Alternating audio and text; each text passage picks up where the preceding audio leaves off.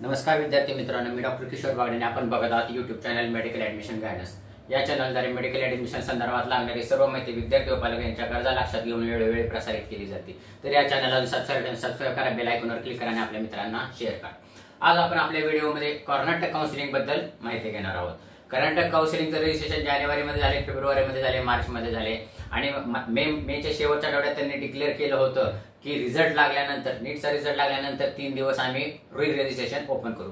त्या अनुषंगाने कर्नाटक गव्हर्नमेंटने री रजिस्ट्रेशन ओपन केलेलं आहे आणि त्याची तारीख आहे 7, 8, 9. उद्या म्हणजे उद्या सकाळी ते चालू होणार आहे आणि 9 तारखेला संध्याकाळी बंद होणार आहे. त्याला अजून एक्सटेन्शन पण मिळू शकतं, पण ती पुढची गोष्ट आहे. तर कर्नाटक काउन्सिलिंग बद्दल बेसिक आपण समजून घेऊया. कर्नाटक काउन्सिलिंगला जायचं कसं, तर ह्याच्यामध्ये बेसिक फरक आहे. गव्हर्नमेंटला जायचं असेल तर तुम्हाला वेगळीकडे जावं लागेल आणि प्रायव्हेटला जायचं असेल तर तुम्हाला वेगळीकडे जावं. गव्हर्नमेंटचं लक्षात घ्या, कर्नाटकमध्ये जर तुम्हाला गव्हर्नमेंट एमबीबीएस ला ऍडमिशन घ्यायचं असेल तर तुम्हाला एमसीसी वरून जावं लागेल, केई वरून जावं लागणार नाही. आणि त्याच्यासाठी 14 ऑगस्ट पासून रजिस्ट्रेशन चालू आहे. आणि तुम्हाला गव्हर्नमेंट बीएमएस कर्नाटकमध्ये जायचं असेल तर तुम्हाला EEEC वरून जावं लागेल. लक्षात घ्या बरं का, तुम्हाला एमबीबीएस गव्हर्नमेंटला कर्नाटकमध्ये जायचं असेल तर एमसीसी वरून जावं लागेल. 14 ऑगस्ट पासून सुरू आहे. आणि बीएमएस गव्हर्नमेंटला जायचं असेल तर EEEC वरून जायचं आहे आणि ते साधारण 20 ऑगस्टच्या पुढे जायचं. आणि ह्या रजिस्ट्रेशनचा काही अनुषंगाने उपयोग नाहीये. हा केईला रजिस्ट्रेशन तुम्हाला कशाला करावं लागतं हे बेसिक लक्षात घेऊया. तुम्हाला जर प्रायव्हेट मेडिकल कॉलेजला जायचं असेल, कर्नाटक मधल्या प्रायव्हेट मेडिकल कॉलेजला जायचं असेल किंवा प्रायव्हेट बीएमएस कॉलेजला जायचं असेल तर हे रजिस्ट्रेशन तुम्हाला करावं लागतं. आणि त्याची मुदत आहे 7, 8, 9. अलग लक्षात, हे नवीन रजिस्ट्रेशनसाठी. आणि ज्यांनी जुनं रजिस्ट्रेशन केलेलं आहे जानेवारी, फेब्रुवारी, मार्च ह्याच्यामध्ये केलेलं आहे, त्यांचे क्रेडेन्शियल चेंज करण्यासाठी किंवा क्रेडेन्शियल अपग्रेड करण्यासाठी सुद्धा हे ओपन केलेलं आहे. अलग लक्षात. तर आणि प्रायव्हेटला जाण्यासाठी तुम्हाला काय करावं लागणार आहे. प्रायव्हेटला जर समजा एमबीबीएस ला जायचं असेल तर तुम्ही 2 मार्गाने जाऊ शकता. एक तर 12 लाखाची फी आहे दरवर्षी, त्याच्यामध्ये तुम्ही सहभाग घेऊ शकता, किंवा 18 ते 20 लाख रुपये फी आहे दरवर्षी. हे निगोशिएबल असतं, ही फी निगोशिएबल असते. तुम्ही योग्य त्या इन्स्टिट्यूटकडे जावा, निगोशिएट करा आणि इथून रजिस्ट्रेशन करा. बीएमएस जर झालं तर तुम्हाला केईए वरूनच जावं लागतं. ते 2,50,000 रुपये फी कॉलेजसाठी. आणि नंतरच आहे 4 लाख फी आणि 6 लाख फी. आणि ही फी निगोशिएबल असते. तुम्ही कॉलेजवर जाऊन निगोशिएट करू शकता आणि ते तसे ऑप्शन्स टाकू शकता. हे झालं बेसिक. आता पहिल्या राऊंडचं हे आलेलं आहे, कॉलेज कर्नाटकच्या पहिल्या राऊंडचा शेड्यूल आलेला आहे. पण हे शेड्यूल चेंज होऊ शकतंय, कारण हे शेड्यूल आणि एमसीसीचा म्हणजे ऑल इंडिया कोटाचं शेड्यूल क्रॉस होत आहे. कारण पहिले शेड्यूल ह्याचा निकाल लागल्याशिवाय ह्याचा पहिला निकाल लागेल असा नियम आहे.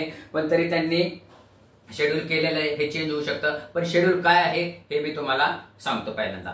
तर त्यांचं ह्याचं एमबीबीएस आणि बीडीएस सीट मॅट्रिक्स तुम्हाला 23 तारखेला अपलोड होणार आहे किंवा 23 तारखेच्या अगोदर पण अपलोड होणार आहे. आणि तुम्हाला ऑप्शन एंट्री म्हणजे चॉईस फिलिंग ते साधारणपणे 23 तारखेपासून द्यायची, 4/8 म्हणजे 4 ऑगस्ट पर्यंत तुम्हाला चॉईस फिलिंग करायची एमबीबीएस आणि बीडीएसची. त्याच्यानंतर कर्नाटकमध्ये कसं असतंय, मॉक अलॉटमेंट असते. मॉक अलॉटमेंट म्हणजे काय, तर तो आपल्याला अंदाज येतो की हे कॉलेज मिळणार आहे. आणि मग ते कॉलेज जर आपल्याला नको असेल तर आपल्याला रिअरेंज करता येतं आपले चॉईसेस, किंवा काही डिलीट करता येतात, काही वरती घेतात, काही खाली करतात. तर फर्स्ट मॉक अलॉटमेंट रिझल्ट कधी येणार आहे, 8 ऑगस्टला. अलग लक्षात, 7 ऑगस्टला येणार आहे. मग त्याच्यानंतर तुम्ही चेंज करू शकता. त्याच्यानंतर आणि हे चेंज करण्यासाठी मुदत किती दिलेली आहे, 9 ऑगस्ट ते 11 ऑगस्ट पर्यंत ही मुदत दिलेली आहे. म्हणजे तुम्हाला जे काही तुम्ही हे दिलेले कॉलेज ऑप्शन्स दिलेले आहेत आणि पहिल्या मॉक अलॉटमेंट मध्ये तुम्हाला ते नको आहे किंवा प्रॉब्लेम येणार आहे तर तुम्ही ते सिक्वेन्स चेंज करू शकता. आणि ह्या वर्षापासून कर्नाटक गव्हर्नमेंटने 2 मॉक अलॉटमेंट दिलेले आहेत पहिल्या राऊंडला. फर्स्ट मॉक अलॉटमेंट आणि सेकंड मॉक अलॉटमेंट. सहसा आतापर्यंत फर्स्ट मॉक अलॉटमेंटच होत होती, तर आता दुसरी पण दिलेली. आणि दुसरी सेकंड मॉक अलॉटमेंट रिझल्ट येणार आहे 14 ऑगस्टला. नीट लक्षात घ्या, 14 ऑगस्टला येणार आहे. आणि त्यात पण स्वतः तुम्हाला नको असेल, आपल्याला योग्य ते कॉलेज मिळत नाही असं तुम्हाला अंदाज असेल, किंवा तुम्हाला कर्नाटक गव्हर्नमेंटमधून बाहेर पडायचं असेल तर त्याच्यासाठी तुम्हाला provision of change of options 14 August ते 18 ऑगस्ट दिलेले आहे.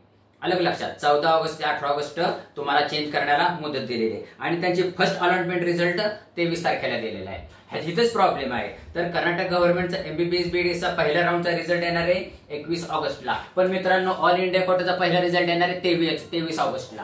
तर ऑल इंडिया कोट्याच्या अगोदर कर्नाटक गव्हर्नमेंट तसं बाय रूल तसं लावू शकत नाही असं अंदाज आहे।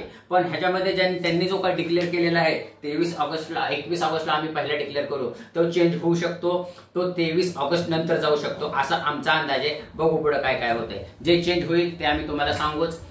हे झालं कर्नाटक काउन्सिलिंग बद्दल। मला वाटतं हे तुम्हाला माहिती लक्षात आली असेल। लक्षात आली नसेल व्हिडिओ परत पहा। या अशाच माहितीपूर्ण व्हिडिओसाठी या चॅनल सबस्क्राईब करा, बेल आयकॉन क्लिक करा, आपल्या मित्रांना शेअर करा। एवढं बोलून आजचा विषय थांबवतो। जय हिंद, जय महाराष्ट्र।